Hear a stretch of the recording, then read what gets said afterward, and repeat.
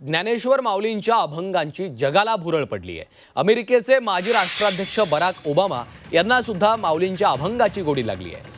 Obama यांनी त्यांच्या favourite गीतांची एक प्लेलिस्ट शेअर केली आहे। त्यांच्या या 2025च्या म्युझिक प्लेलिस्टमध्ये संत ज्ञानेश्वरांनी रचलेल्या विश्व बंधुत्वाची प्रार्थना पसायदानाचा देखील समावेश आहे। ओबामा यांच्या 2025च्या प्लेलिस्टमध्ये आंतरराष्ट्रीय पॉप, हिप हॉप आणि आफ्रोबीट्स सारख्या आधुनिक शैलींसोबतच पसायदानाचा देखील समावेश आहे। न्यूयॉर्कमध्ये जन्मलेल्या आणि तामिळनाडूमध्ये वाढलेल्या गायिका गणव्या यांनी सादर केलेलं हे व्हर्जन यूट्यूबवर उपलब्ध आहे।